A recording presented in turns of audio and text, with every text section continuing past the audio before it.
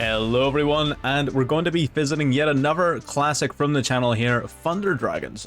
Recently I've just been playing a lot of decks that are very fun, a lot of classics from the channel, things I enjoy playing, and we've been getting some really good replays, and it'd be a shame not to show a lot of these off.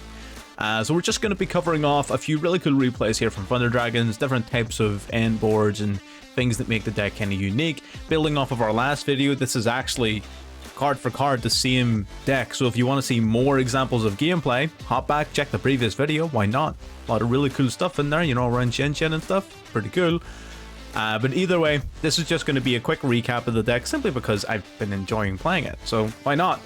So if you like the deck, if you like what you're seeing and you want to see more, subscribe, you might as well. We're so close to getting our target of 1,000 subscribers. That's our first big milestone for the channel, so it is hopefully going to hit it in the next few months.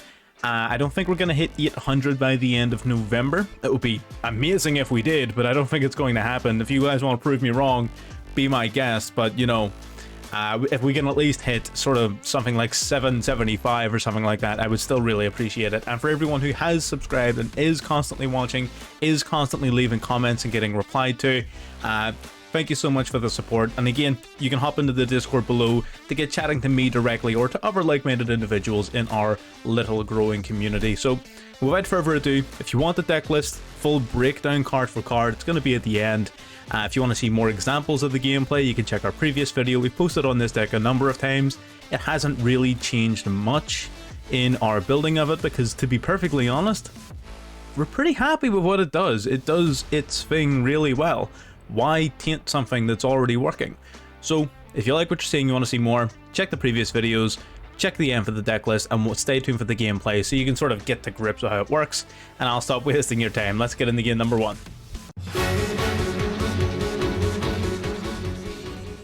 Already getting into game one. Really cool hand here off the bat. We've got that Allure of Darkness. We do go to get ashed. We sort of weighing it up whether or not it's worth it. The reason we were a wee bit slow in using Call by the Grave, because in the draw phase there was a delay in our opponent's hand, so we just decided, you know what, the Allure it's too much value not to use it, so we decided to go ahead with it. We still had plays even if this did get ashed, but this is a lot stronger. So the Allure basically allows us to pick up 2 cards and banish a dark monster in our hand. Considering we've got Thunder Dragon Dark, that is the perfect target because when it's banished, it searches our deck for a Hawk. Now Hawk is particularly strong here. We're going to activate Thunder Dragon just to see what he's got. Discard it, add 1 to hand, discard it again, add another to hand, just filling up our graveyard. We're going to use our Thunder Dragon Hawk now to revive the banished Thunder Dragon Dark. Our opponent goes infinite impermanence here, which is a waste, obviously. We're going to go for the instant fusion to bring out the Sea Monster Theseus so we can summon out Baron de Fleur using our level 5 tuner and non-tuner. Now Thunder Dragon Fusion can shuffle back our 2 Thunder Dragons to summon out the Colossus, and there you go. We're going to end our turn and pass it back. We probably could have used the Thunder Dragon in hand just for more protection material for our Colossus, but honestly, it was whatever. We already had a few pretty good targets on our graveyard. We're not too worried about it. Our opponent's going to go for the Ice Barrier here off the Foolish Burial Goods, sending his card from deck to graveyard. He's playing Umi. What does Umi need to do in order to function? It needs to search their deck. You know what this guy cannot do? He cannot search his deck. So he has to scoop. There's nothing he can do. He couldn't search his deck for Umi. It's as simple as that. And like, that's the thing. There's a lot of decks that just auto-lose to the Colossus. It's as simple as that. They just automatically out-finished finito, cannot do it. And Umi control is one of them. But basically here I just wanted to show off the Baron de Fleur. Not everyone's playing that in their decks, and I think that's a mistake. I think because Instant Fusion and Ready Fusion are already such good cards, you may as well take full advantage of the fact that you can play the Sea Monster Theseus. You can use it to, alongside your Dark, to summon out any of your level 10 synchros, which can be Cheng Ying, can be Baron de Fleur. It can be an imaginary third level 10 synchro that might be good. I don't know. But you can also use it to take advantage of the fact that sometimes you've got level 4 monsters that are left over on your board. Like one of the Chaos Dragons, maybe an Aloof Lupine. So you can utilize that as well to use your Sea Monster Theseus plus your level 4 to go into Shen, which is like an additional floodgate. So lots of really cool options there. Just wanted to show off a really quick one. Let's get into game number 2.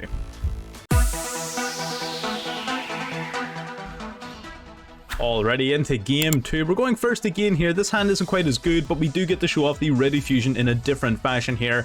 Summoning Kaminari attack. We're going to banish Kaminari attack and our Roar to fusion summon out the Thunder Dragon Titan into defense. That triggers the Roar to summon a Thunder Dragon Dark to our field.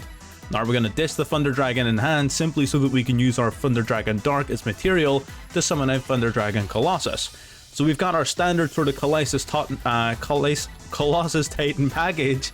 The Thunder Dragon Dark's going to grab a Matrix from our deck to hand here. Not a play you'll make very often, but the Matrix basically gives us a quick play pop during our opponent's turn off of our Titan. So we have a quick play pop, we have a Floodgate, we've got an Ash, we are loving life. We're up against Flounders. This is something you'll notice. Any and every time you play against Flounders, they'll summon their cards because they themselves have so... like their skill pool is so limited that they don't even realize the interaction between part 1 of their effects and part 2 of their effects. So Rabina and Eaglin, for example, need to be able to search their deck for a card and add it to their hand in order to resolve their effects. Our opponent had the play. He had Book of Moon. He could have flipped us face down beforehand, but he just didn't think about it. They never do. Now he's got the Prosperity here. He's going to banish top 6 from his deck. We're just going to ask that. Whatever he's got in his hand is of no use to him, so we don't need him picking up a card that may actually be useful. And don't forget, we have the Titan here if we were to need it. We're going to use it during the end phase. We're going to boost up our Titan, use its effect, pop the back row here. You'll notice the back row card is Infinite Impermanence. Our opponent had outs to the Colossus, and they still messed it up because these players don't read. They don't think ahead. And that's a big thing you'll be taking advantage of. So we're going to swing 30 onto the phase, 26 directly here, and then we're going to pass it back. Could we have done that a little bit better? Probably not, considering we've already used our Thunder Dragons, but we still have like the Infinite Impermanence, the Colossus, the Ash.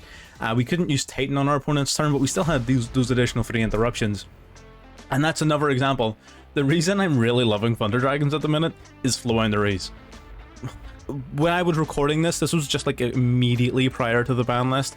Flounders was everywhere, and Thunder Dragon Colossus was just the hardest of counters. They had to have the sort of play around it, they had to know to play around it, and nobody did, and it was so funny. But ultimately, now with Flounders getting hit by the ban list, I don't think we're going to be seeing them quite as much, which is honestly going to have an adverse effect on the viability of Thunder Dragons. I think Flounders being in metagame helped Thunder Dragons be a little bit more competitive because they had a direct out to one of the biggest competitors in the meta. I think Flounders, they're still going to be around. The barrier statue being gone isn't going to be enough to remove them from the meta, but it is definitely going to be a big blow, especially at a high level competitive sort of level of play. You're still going to see them in the ladder. They're just not going to be successful at higher levels of play. But either way, I'm not going to sit and lecture you on Flounders. This is a Thunder Dragon video, so let's get into game number 3 to see a wee bit more Thunder Dragons. Already getting into our last game. Going first, we honestly got pretty lucky when it came to coin tosses. We're going to banish our Hawk to banish the Dark from deck here. Banishing Hawk from hand isn't exactly ideal, but what are you going to do? Going to add Roar to hand off of our Dark just so that we've got a way to add the Hawk back to our hand. It seemed like a bit of a complicated series of play there, but essentially you want the Hawk in your hand because this is your main way of putting a Thunder Dragon on board. So we basically used the Aloof Lupin to banish this. That allowed us to banish another Thunder from deck. Actually, I'll bring the log out to make it easier to understand. So we used Aloof Lupin to banish the Hawk, which allowed us to banish the Dark. Dark then searches for Roar. Roar can discard itself to add back to your hand the Hawk. Hawk, we haven't used its effects yet, so now we can use its effect later on in the turn to revive one of our Thunder Dragons. But we're going to go for the Chaos play here, summoning out the White Dragon, linking in the Striker Dragon. That's going to search our deck for the Black Dragon. We're going to take this opportunity to go for Allure of Darkness just to get some more card advantage. We didn't need to summon the Black Dragon since we already had the Lupin on field, so we already had the conditions for Union Carrier being met. So we didn't care too much about summoning that guy. Now we've got the Union Carrier, we've got the Thunder Dragon Hawk. This is our full control turn 1 combo. This is what you want to be seeing. Discard the double Thunder Dragons just to get more of them into the graveyard. Going to use our Hawk, revive our Dark. Then we're going to tribute the Dark, summon out the Colossus, which is great. So now no searching their deck, and Union Carrier is going to lock them out of their extra deck. So we have extra deck lock, no searching their deck for cards, and we've got called by an Imperm as well. our opponent unfortunately had the out in the form of the Gadarla, which is unfortunate. They go for a wall to search for their Numeron network, which we're going to stop by using Call by the Grave, which is great. We at the very least are able to stop them from searching their deck for Numeron network. However, like every good Numeron player, they always just have a backup option. Now we're going to preemptively use Infinite Impermanence here, locking down that Pathfinder. For anyone who doesn't know the interaction, Planet Pathfinder's effect, basically it's activated and resolves on the field regardless of the location of the card. So if you negate its effect while it's on the field, even after it tributes itself, its effect is still negated because it still resolves on the field. It's not like Skill Drain where you can dodge Skill Drain of it. If you actively negate its effect on the field, then it's still negated even if it leaves the field prior to resolution. Just so that we're aware of that interaction. Not everyone seems to be. They're going to set one pass back. We still got a Gadarla, which isn't the worst thing in the world. We top deck into Chaos Space, which is an amazing card. Ditch the Thunder Dragon to grab the Thunder Dragon Duel, which we can now banish to summon. After we use Chaos Space to return the Black Dragon Collapsibrant back to our deck and draw one. We draw into the Thunder Dragon Roar. We're going to banish Light and Dark from grave, grab the Thunder Dragon Fusion off of our Dark, shuffle 3 Thunder Dragons back into the deck to grab the Titan. Now I believe we're going to use Roar's effect, yep, to discard, add back, I believe it's the Thunder Dragon Hawk. We're also going to use Titan to pop, but he's going to go for Imperm here to stop the Titan, but it doesn't matter. We've got 27, 28, 32 on the field. Our Roar is just adding this back for insult to injury because we could use the Thunder Dragon for additional pops. Duo here is going to come out. We're going to tribute summon for the Thunder Dragon and then go into Colossus anyway. Literally just BM. Didn't need to do it. We're going to swing for 26. He's going to try and trigger on Numeron Wall. It's still negated from Called by the Grave. His only hope that he had, now negated. 31, 32, game. Pretty straightforward stuff. And again, that's what you're seeing. That's what I have been seeing with a lot of these Thunder Dragon games. Part of why I'm liking it so much at the minute. Every game, it's not super complicated. It's not 5 million in one plays. It is very straightforward. It is very fun. It is very flexible. It isn't without its complexities. But at the same time, those complexities come from understanding the game state and understanding your opponent and your own deck, rather than just knowing something that is complex. You know, that's different. It engages actual thought as opposed to pre-planning. But yes, that's game number 3. Let's get into the deck profile and we'll talk a little bit more about some of these interactions. Alrighty, getting into the deck profile, fun fact, the reason I separate the games up into pieces and the deck profile, not only does it make it easier to edit, I also need to learn how to breathe between pieces so I don't pass out. You'll probably hear me running out of breath all the time as I ramble on. But yes, getting into the deck profile, the deck is honestly, it's very fun. It's very simple. We're going to cut out the hand traps here first of all, just so you know what you're looking at. We've got the double Maxi, double Ash, got the double Ghost Bell, we got the Call by the Grave, we got the Crossout Designator. All of that is good stuff. The rest of it, double Imperm as well. I'd say the rest of this is pretty much core. Yeah. And why are we choosing these hand traps? Well, versatility, first of all. Our Crossout Designator, we want our Crossout to be as versatile as possible. There was a bit of a spike in the usage of Ghost Spell for a while, so we want to be able to hit it with Crossout. Not only for that reason are we playing Ghost Spell, but it's also a very good card against Branded.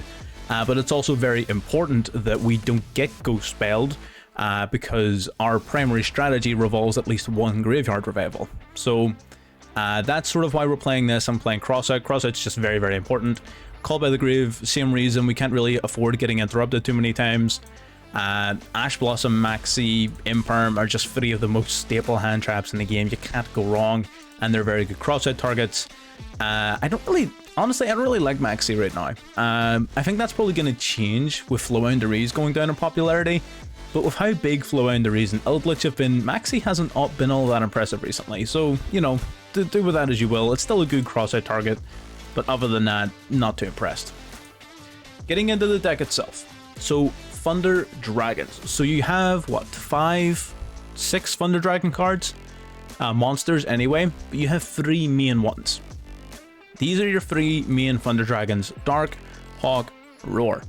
Dark, they all have effects basically that activate when they're discarded, and another effect that activates if they're banished. So Dark, banished or sent from field to grave, I should clarify. Dark, when discarded, will add another Thunder Dragon Dark to your hand, which seems pointless, but it can be used to trigger the effect of your Thunder Dragon Titan. It can also technically be used to fill your graveyard a little bit if you're going second, or to test your opponent, see if they've got Ash. Not the biggest of deals, but its primary usage is going to be triggering your Titan's effect, which we'll get to in a moment. Its main effect, which makes it one of the most powerful cards in the deck, whenever it's banished or sent from the field to the graveyard, you will search your deck for any Thunder Dragon card. Usually that's going to be your Hawk. If you already have your Hawk, it can be your Fusion or any one of your other Thunder Dragon cards depending on the situation, but normally it'll be one of these two. Your Hawk has an effect whenever it's banished or sent from field to graveyard. It does some garbage magical mallet type nonsense, which we don't worry about that. Its main effect is that when you discard it, you can revive one of your banished or one of the Thunder Dragons in your graveyard. Revive a Thunder Dragon essentially, which single-handedly sets up the conditions for the summoning of Colossus, which is of course your primary boss monster. So this is the main sort of combo. Typically, Dark goes to the graveyard, it gets banished, searches Hawk, Hawk revives the Dark, Dark goes in the Colossus, bang.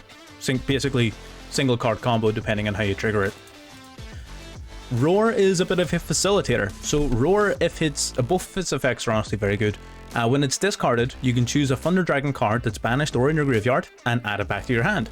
Very, very good at recycling Fusion, occasionally used to recycle the Hawk, very occasionally used to recycle Duel in a grind game, but Roar really helps the long run of your game, but it can also be a major combo facilitator as well. So it's definitely a very versatile card in the deck, because its other effect states that when it's banished or sent from the field to the graveyard, you can special summon from your deck one of your Thunder Dragon monsters in defense, but that card is returned back to your hand at the end of the turn.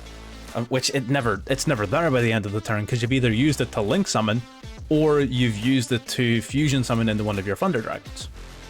Again, this is one of the main ways of getting your Dark onto the field, to send Dark to the grave to trigger its effect, to search for Hawk. It's a whole thing.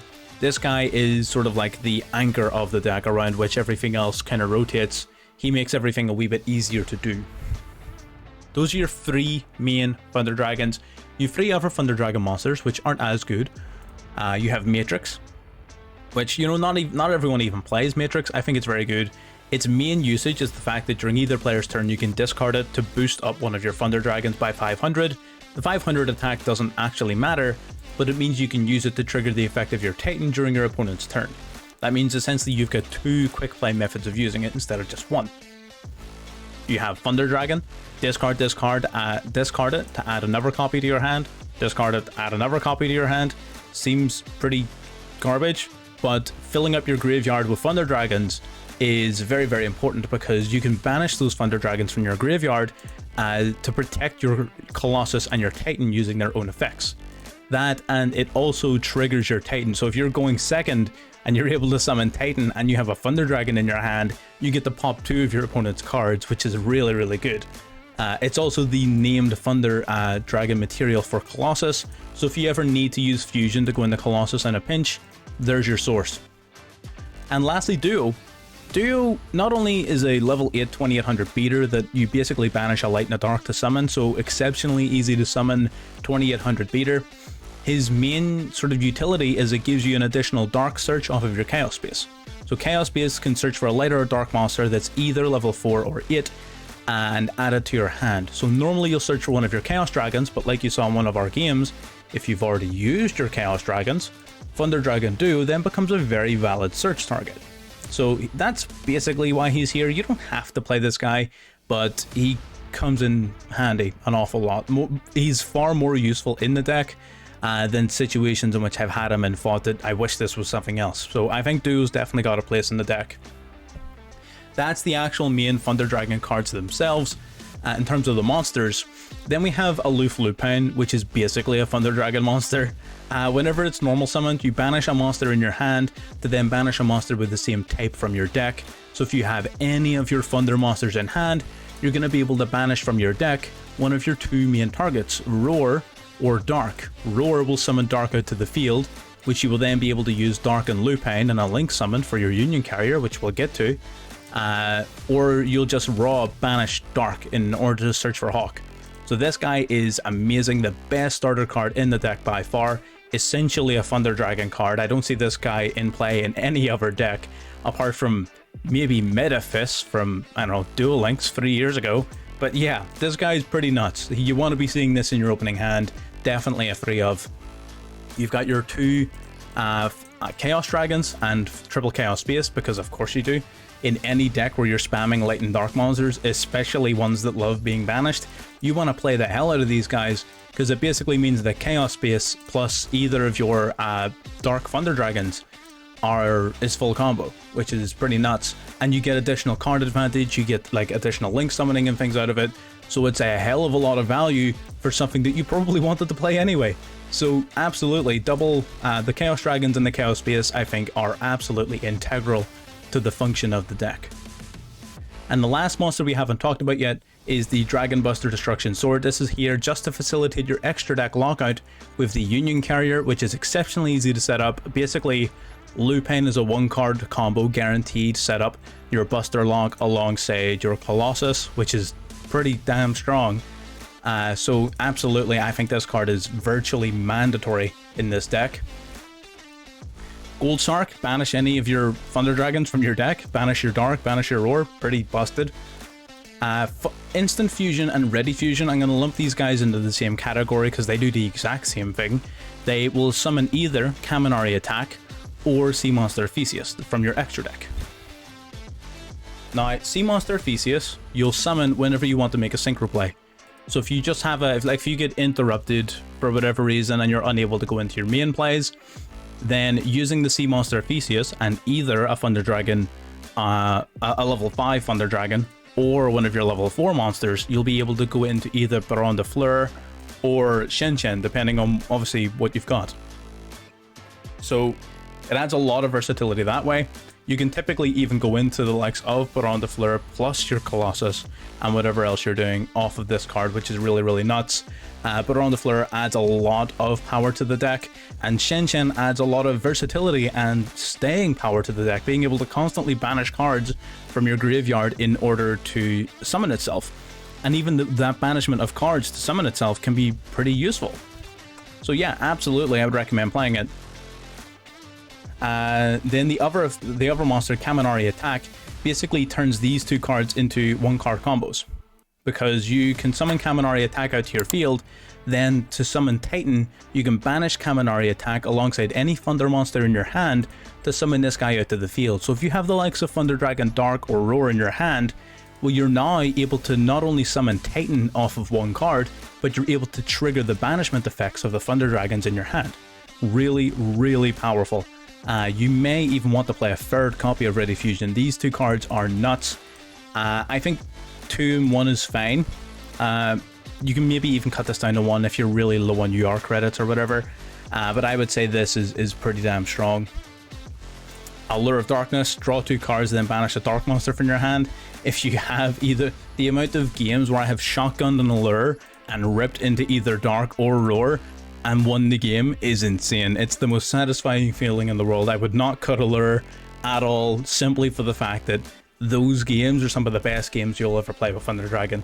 But yeah, no, this card is insane value if you have one of your 2 Dark Thunder Dragons in your hand.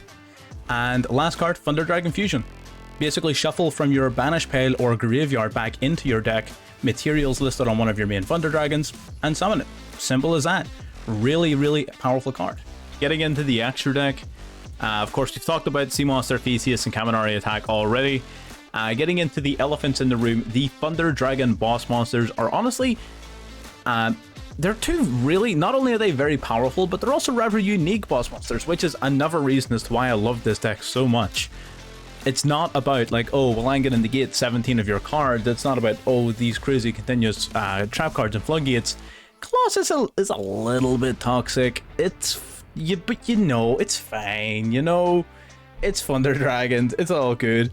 Basically, how these guys work is not only, yes, can they be fusion summoned, just like any other fusion monster, typically through the likes of your Thunder Dragon Fusion, who would have seen that one coming, but they both have alternative summoning conditions that make them infinitely more useful. It almost turns them into toolbox cards, which is pretty neat.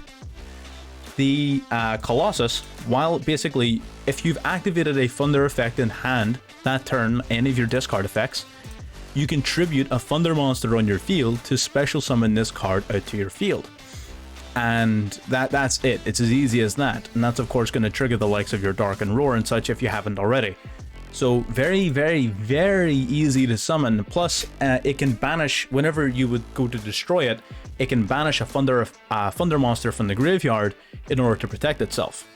Which will, yet again, if you're doing it on your opponent's turn, which is most likely, considering they'll be trying to destroy it, it means that you can trigger the effects of your Thunder Dragons again.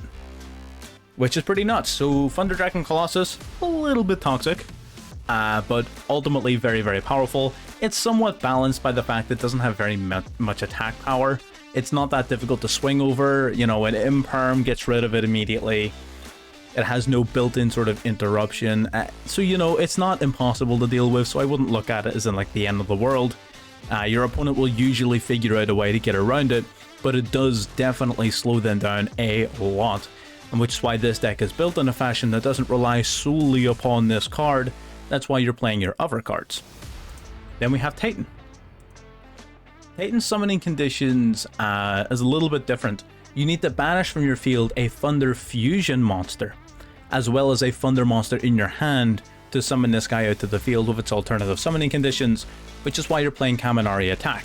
So that means your Instant Fusion and Ready Fusion, alongside any of your main Thunder Dragons, basically becomes a full combo plus Titan, which is nuts. This guy has a couple of effects. One, just like Colossus, he can protect himself from effect destruction. Well, Colossus can protect itself from destruction full stop. Titan can't protect itself from battle destruction, but it's got 3200 attack and defense. I mean, come on. But it can protect itself from effect destruction by banishing any 2 cards from your graveyard. So while Colossus is restricted to banishing Thunder monsters, this guy can banish anything, but he has to banish 2. Secondary to that, if you activate the effect of a Thunder monster in hand, you can then activate Titan in order to destroy a card your opponent controls, non-targeting, which is pretty damn strong. It is possible to play around it, it can be chain blocked, and it's not sort of the highest priority of card to use, but it is still very, very good. So love to see it. You have Shen Shen and Baron de Fleur, basically just as level 9 and level 10 synchros to be using with your Sea Monster Theseus off of your level 4s or level 5s. Gives you another way of triggering Dark, as well as putting an additional boss monster on board. So these guys are mainly utility cards for the additional usage of your fusion spells. So honestly, these can be whatever you want. You don't have to play these, but like, I mean, come on. You have an opportunity to play 2 of the most powerful synchro monsters in the metagame. Why wouldn't you? Now, getting into your toolbox cards, your Link engine basically. So your Striker Dragon is here simply to facilitate the Chaos engine. So you'll summon one of your dragons, link it off in the Striker Dragon. That triggers your whatever one you've tributed to search for the other one. So if you summon white, tribute it to summon Striker Dragon, white will search for black. Other way around, black will search for white. So a way of generating card advantage, as well as being a 1-card way of summoning out your Union Carrier, which we'll get to in a second. Cerberus and Nightmare, pop a special summon monster, pop a back row card, very simple. IP Masquerena is here. On the off chance you're able to extend into it, it's not that common to be honest, but sometimes you're able to extend into Masquerena, which can set up a pretty difficult to get rid of access code talker, but I don't think Masquerena is core to the function of the deck. You can totally remove it. It is not necessary. What is necessary is Union Carrier, which I've referred to several times throughout this deck profile. Union Carrier will basically, it's a combination of any 2 monsters that have the same type or attribute, not and what it will do is it will target a monster on your field, like your Colossus, and will equip onto it a monster from your deck that holds either the same type or attribute, like your Buster Destruction, whatever sword thing, well, dragon. Basically, with it being a dark monster, you can equip onto your Colossus the Dragon Buster Destruction Sword, and this will lock your opponent out of using their extra deck, as well as giving your Thunder Dragon Colossus an additional 1000 attack points, which is pretty cool. So Union Carrier, very, very core to the deck, especially considering how disgustingly easy it is to summon. Your Chaos Space is a 1-card way of doing it. Aloof Lupine sets it up, your Chaos Dragons all set it up. it's pretty ridiculously easy to do. Birthday Anaconda, just in case you need to fall back on Thunder Dragon Fusion. It makes this card, gives you an additional way of searching for it if things go wrong. So yeah, pretty solid card to have in here overall. Unicorn, just a link 3 to spin back an opponent's card. And Access Code Talker, just on the off chance you're able to summon enough monsters to go for a game off of this guy. Just useful to have in your back pocket in case things go wrong. But yes, ultimately that's the deck. Most of the time you're winning off of your Thunder Dragon Fusions and either your Synchros or your Union Carrier like Link Monsters. It's not very common you have to use both because you've usually won the game by then. But yeah, plenty of ways of winning, plenty of fun. I wish the deck wasn't so heavily limited, but again, that's just the way it goes. If the fact that the deck is this heavily limited and it's still seeing so much success is just a testament to how powerful the deck is. So again, I love playing it. I hope you guys love playing it, and if you have any suggestions for how you would change it up, again, be my guest, leave them down below and I'll get back to you. If you like what you're seeing and you want to see more, subscribe. Again, it doesn't cost you anything, helps me out, helps us hit our targets, and I would really appreciate it. And yeah, I hope you all enjoyed watching, and I'll see you on the next one.